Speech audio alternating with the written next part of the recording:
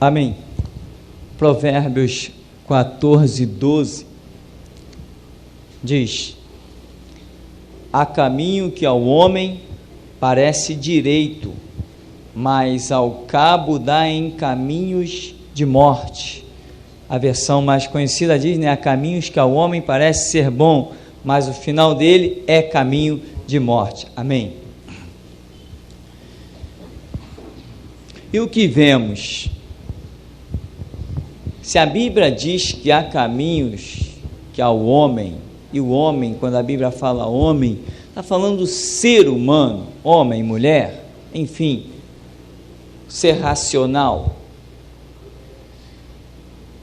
Se está dizendo que há caminho que nos parecem bons, mas que o final é caminho de morte, verdadeiramente há caminhos que parecem bons, né? E não adianta nós pensarmos, verdadeiramente não adianta nós pensarmos que os caminhos maus eram apenas os caminhos anteriores à conversão. Não. Mesmo depois da conversão, mesmo depois de Bíblia na mão, ainda poderá surgir caminhos que aos nossos olhos pareçam bons, mas o final dele vai dar em caminho de morte. Sim ou não? Sim. E como sim? Como sim? Olha quantas igrejas que estão em caminho de morte. Quantas organizações que depois de ter Bíblia na mão, ainda continuam com o livro Bíblia na mão, mas suas práticas, os seus púlpitos servem apenas para Satanás pregar, não é mais Cristo que prega lá. Mesmo depois, conheceram a verdade, mas dela se desviaram. Há caminhos que ao homem parece ser bom. E muitos desses que estão desviados ainda continuam dizendo, eu sou crente, porque pensa realmente que é crente. E o que fazer? Quem pode despertá-los?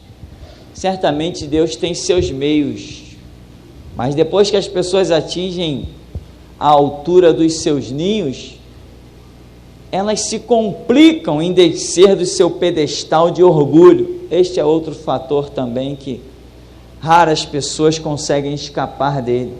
Você vê que lá em Apocalipse 3, a partir do verso 14, tem uma carta escrita a quem? A Laodiceia. E o que aquela igreja pensava de si mesmo? Rico estou, abastado, não tenho falta de nada. Mas no verso 20, Jesus diz o quê? Eis que estou à porta e bato. Se alguém ouvir a minha voz e abrir a porta, eu entrarei em sua casa, com ele cearei e ele comigo.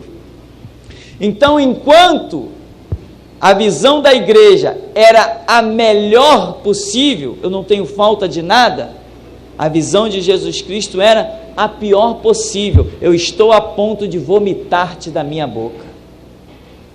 Há caminho que ao homem parece ser bom, mas o final dele é caminho de morte. Nós vemos homens de Deus, o rei Saul foi um homem escolhido por Deus. Quem tem dúvida? Ninguém tem dúvida. Os sinais foram maravilhosos. O rei Saul foi um homem escolhido por Deus. E ele trilhou um caminho que parecia bom. Quando Samuel chegou, e ele disse, olha, eu fiz tudo quanto nos ordenou a palavra do Senhor. Eu matei os amalequitas, eu cumpri a palavra do Senhor. Aí Samuel disse assim, então que balido é esse que eu ouço e que mugido é esse que chega aos meus ouvidos? Não, eu fiz tudo. Eu só guardei o melhor dos animais, para quê? Para oferecerem holocausto ao Senhor. Não parece um caminho bom? Ora, quem do povo questionou Saul? Ninguém questionou. Qual foi a visão de Deus? Por causa deste erro de Saul em preservar os animais e até aquele momento não ter matado o rei amalequita, quem o fez foi Samuel. Qual foi a visão de Deus? Por isso que Saul achava tão bom Deus lhe arrancou o reinado, acabou, se ausentou dele por completo, e ele foi acabar enganado por uma feiticeira e se suicidando sobre a própria espada. Mas há caminhos que ao homem parecem ser muito bons. Há outras personagens que a Escritura nos mostra, como por exemplo Davi. Davi também trilhou um caminho muito bom. Ele viu Betseba, ele tramou tudo aquilo, foi um caminho muito bom. Depois ele estava descansado, o tempo passou, 9 meses depois já tinha nascido o filho, fruto daquele adultério. Até então ele está num caminho muito bom, deu tudo certo para mim. Me apaixonei pelaquela mulher, matei o marido dela e estou aqui no meu reinado, está tudo em paz. Nasceu a criança, estou feliz da vida, é um menino, mais um herdeiro, mais um valente, mais um jovem, um caminho perfeito, não era? Quem enxergou o erro de Davi? Aquele que tem os olhos como chama de fogo, não mente, não se engana, aquele que quando opera ninguém impede. Quando Deus fala, irmão, não adianta fugir, nem adianta se esconder embaixo da cama, não é verdade? Pode pegar o navio e fugir, pode ser tragado pelo peixe, não tem jeito. O Salmo 139 diz: se eu tomar as asas da alva, se habitar nas profundezas do mar, até ali a tua mão me guiará, a tua destra me sustentará. Ninguém escapa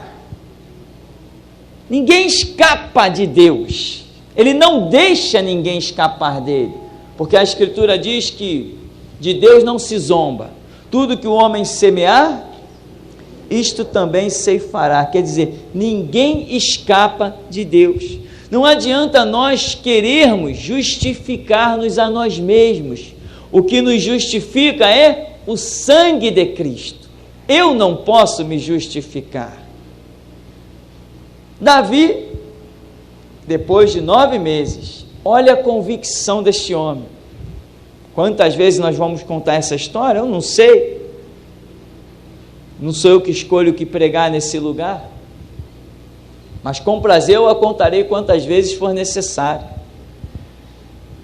Davi, quando Natã, o profeta, conta aquela história toda para ele, Davi, o homem tinha uma ovelha, o outro tinha tantas, e olha o que tinha, um monte, pegou a que tinha um, e matou, e fez e aconteceu. Davi, qual a sentença desse homem? Este homem é digno de morte.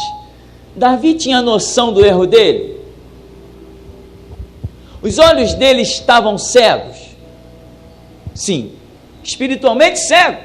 Senão ele diria: epa, peraí, já identifiquei quem é esse homem. Ele não diria: este homem é digno de morte. Então espiritualmente naquela cena ele estava cego.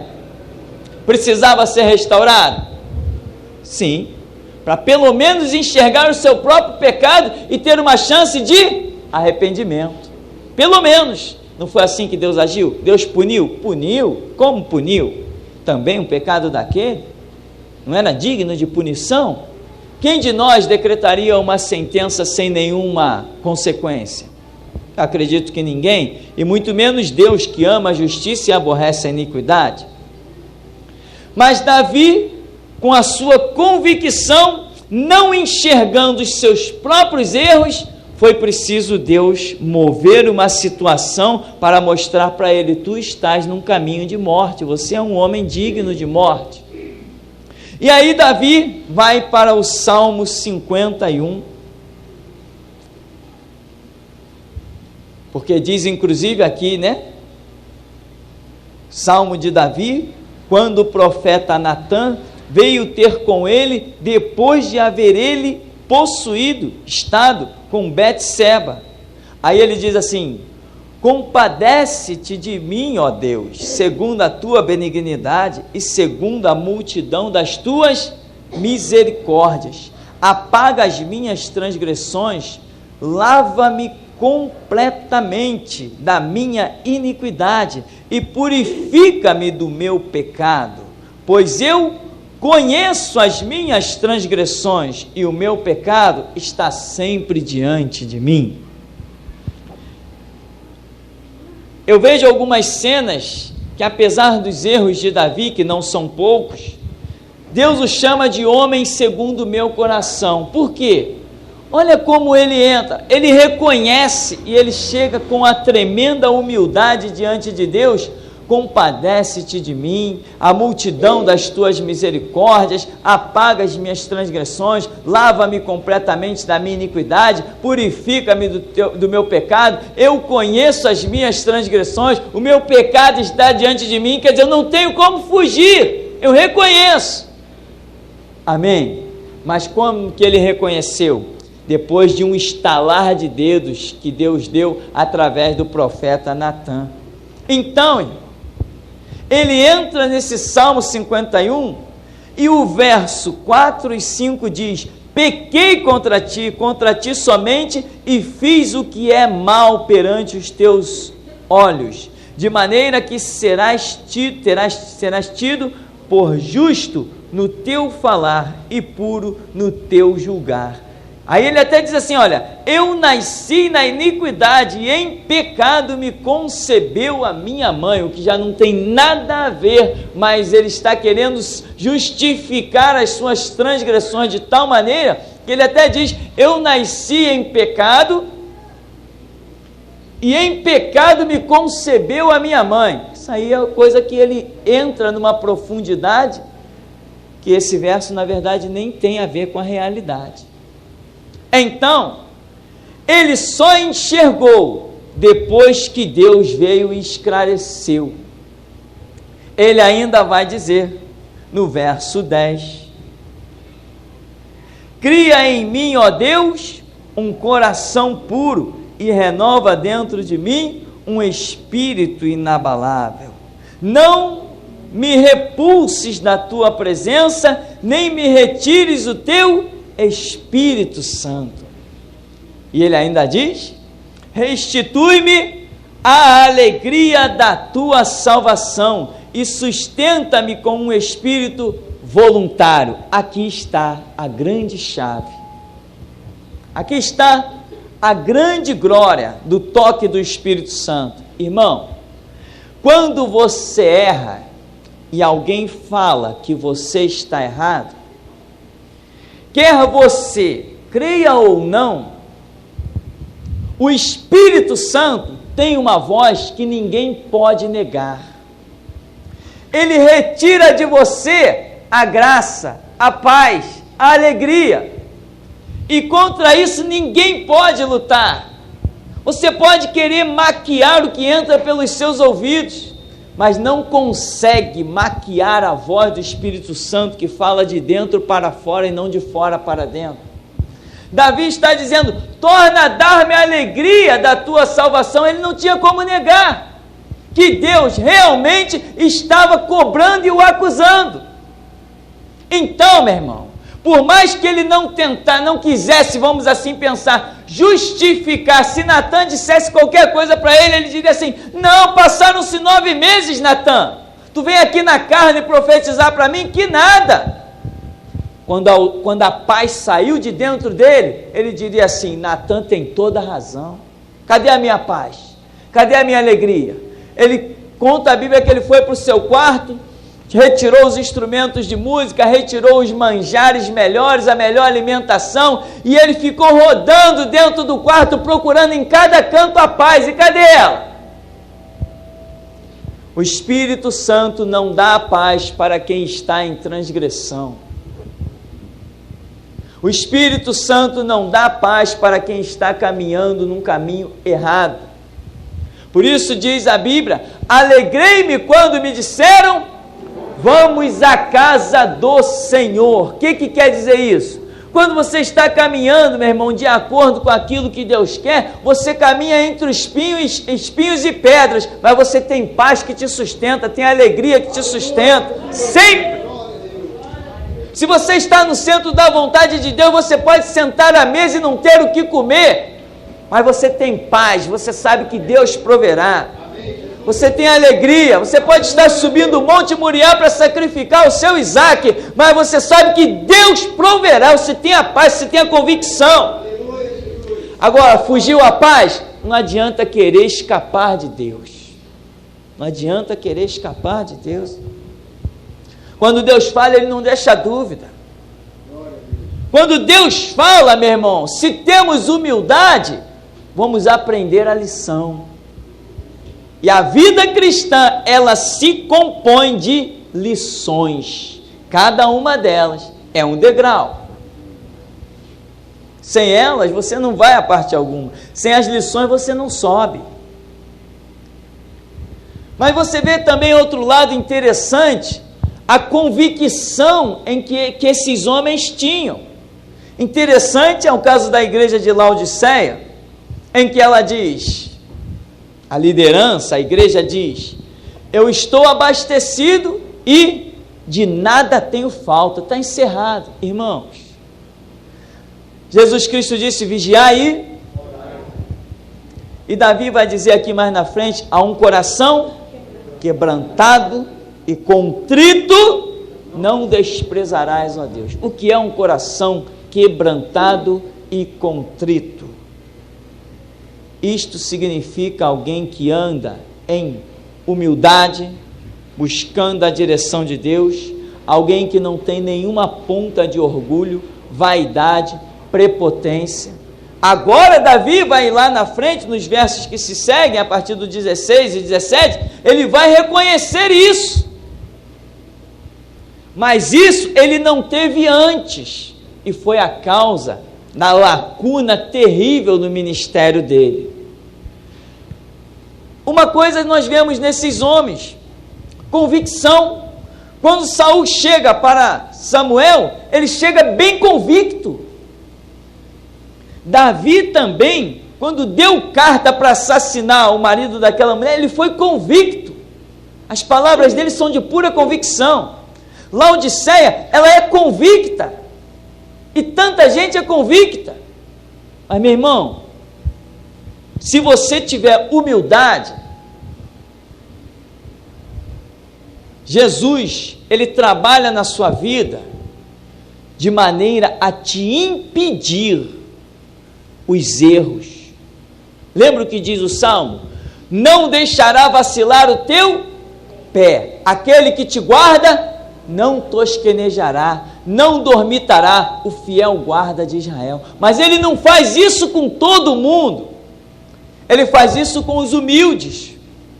Como Ele diz, entra no teu quarto, fecha a tua porta, fala com teu pai. Meu irmão, se há alguma coisa errada que você considere, a resposta não está nas tuas palavras. Se você considera alguma coisa errada, as respostas não vão estar na força do seu braço, elas não estão nas suas mãos.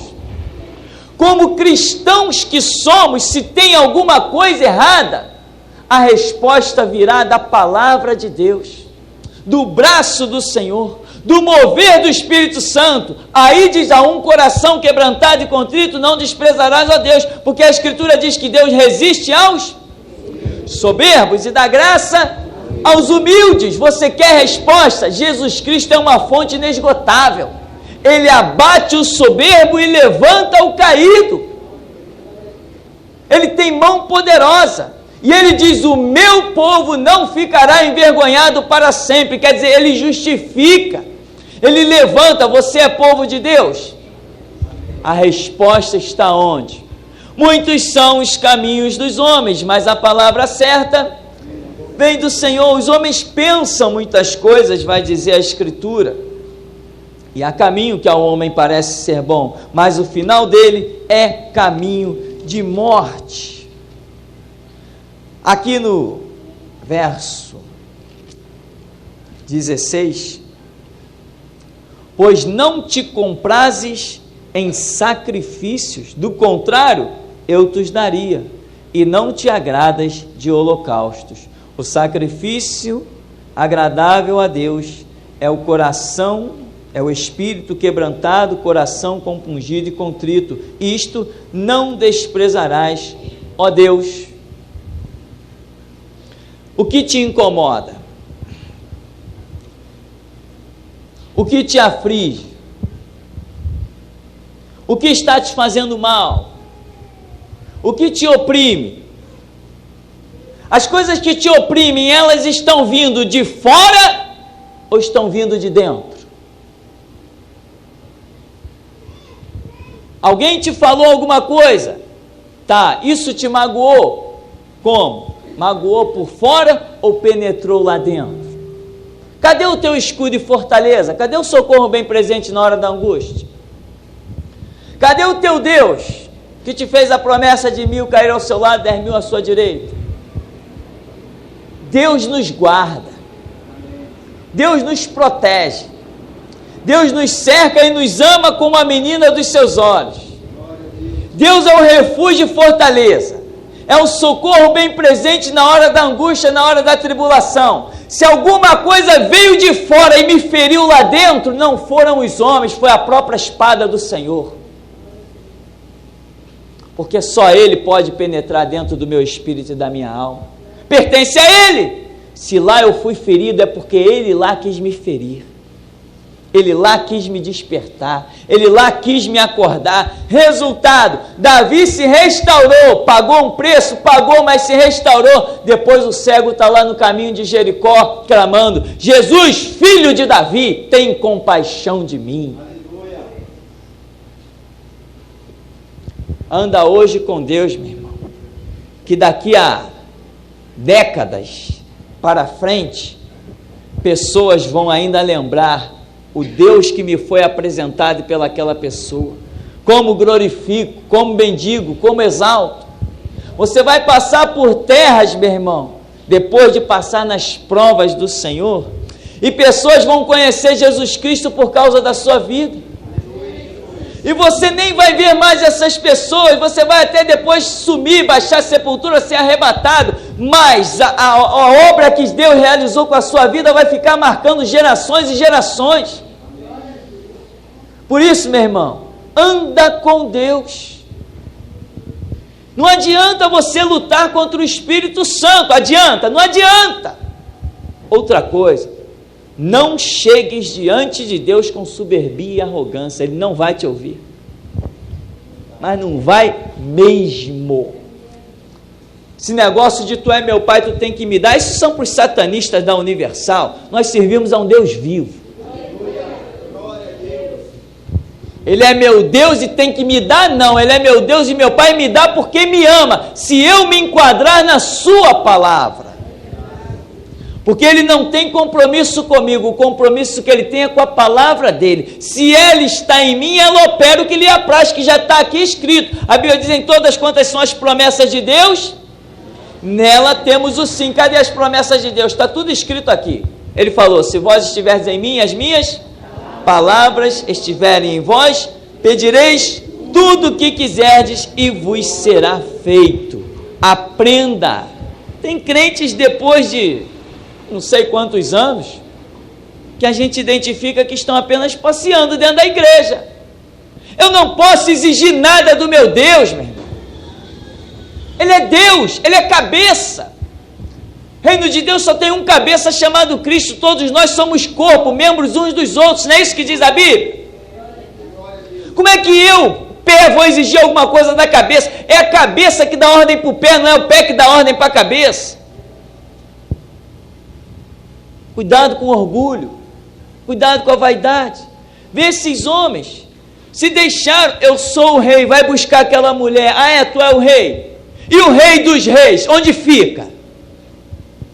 E o Senhor dos senhores, aonde está? Aleluia. Ah, eu sou Davi, eu comando os exércitos, e Jeová Sabaote, aonde fica? O Senhor da guerra. Ah, eu dei ordem para pegar os animais, eu dei ordem para não matar o rei, e a minha ordem, onde fica? Quer dizer que agora os homens têm que se curvar à palavra de homem, os homens já não têm mais que se curvar à palavra de Deus. O orgulho vai matando vidas por aí. Você já viu um humilde abatido? Normalmente quem está sendo abatido horripilantemente são os traficantes, arrogantes. São os deputados que são assassinados com seu orgulho, com a sua vaidade e prepotência. Mas os humildes, diz a Bíblia, bem-aventurados os humildes, dele é o reino dos céus. Aprenda a chegar diante do teu Deus, para que Ele te atenda com olhos de misericórdia e não com chicote na mão, porque Ele tem chicote na mão. Acredite que Ele tem. Davi foi esperto. Ele viu que a espada rodeou a casa dele. Depois da experiência daquele anjo, jogando as pragas em Jerusalém, fazendo 70 mil homens caírem, sem pena e sem dó, ele foi esperto. Compadece-te de mim, ó Deus, compadece-te, segundo as tuas benignidades, a multidão da tua misericórdia. Eu transgredi, o meu pecado está diante de mim. Senhor, tem compaixão, me dá um espírito novo, arranca esse e bota outro. Tu não quer holocausto, tu não quer sacrifício, tu quer o meu caráter mudado e transformado. Tem compaixão de mim, me dá alegria da tua salvação. Só Deus pode tirar a alegria que está dentro de você. Se ela saiu, foi porque Ele tirou. Não foi ninguém. Foi Ele que tirou. Só Ele pode meter a mão aí. Tu pertence a Deus. Se você está sofrendo, então é Ele que está te esmiuçando. É Ele que está tratando contigo. Às vezes, irmãos, nós achamos que somos os tais. Laodiceia, né? Eu tenho tudo. Eu tenho casa, eu tenho dinheiro no banco, eu estou abastecido, eu não tenho falta de nada. Eu dou ordens, as pessoas me cumprem a minha ordem, me obedecem. Eu sou tal, eu sou bonzão. Aí Jesus Cristo olha assim, está precisando de correção. Eu estou a porta, estou ficando para trás. Enquanto ele diz assim, olha, eu tenho tudo, eu tenho riqueza. Aí expulsou Jesus um pouquinho do púlpito. Eu estou abastecido, de nada tenho falta. Jogou Jesus para o meio da igreja. O meu ninho está no alto, eu tenho tudo, eu sou o tal. Expulsou Jesus lá para fora da rua. Aí Jesus no verso 20 diz assim, de Apocalipse 3. Eis que estão à porta e bato. Foram expulsando Jesus devagar, expulsando. Chegou uma hora que Jesus estava lá na rua e falou assim, tudo bem, eu estou na rua, mas eu estou a ponto de vomitar-te da minha boca. Arrepende-te. Vai questionar? Ele já não aparece em Apocalipse 3 dizendo que eu sou a fiel testemunha. Nas cartas que ele vem se apresentando, ele diz, eu sou a fiel testemunha. Quem vai questionar Jesus? Irmão, verifica a sua vida para ver se devagarzinho você não deu um chega para lá em Jesus. Se de repente você não está confiando mais no livro Bíblia do que na palavra de Deus. Que isso, pastor? É isso aí. Quer ouçam, quer deixem de ouvir. Está escrito aqui, está escrito não funciona, está escrito não funciona. Funciona quando deixa de estar escrito e passa a estar revelado. Aí funciona. Quer uma prova? Não tem um monte de crente palhaço? Está escrito, ele veio para que eu tenha vida e vida com abundância, eu vou ter. E o camarada está vivendo na pior sarjeta. Aparecem ainda para dar falsos testemunhos, que nós conhecemos muitos. E só de ouvir, às vezes, não precisa nem conhecer, só de ouvir aqueles testemunhos dá para ver que é uma hipocrisia desqualificada. Então, meu irmão, as coisas que se processam por fora de você, você pode simplesmente ignorá-las. Não dá ouvido.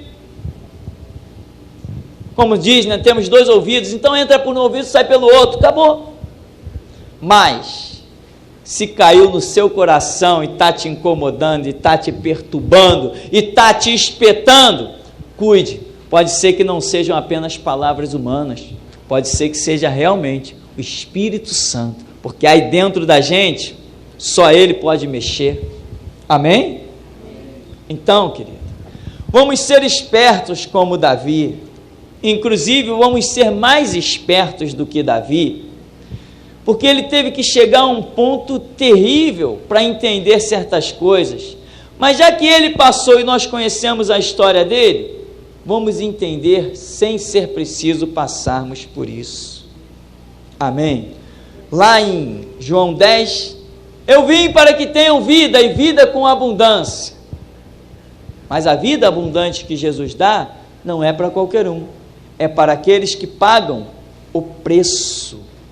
Ele não morreu na cruz para agora eu chegar e dizer, tu tem que me dar.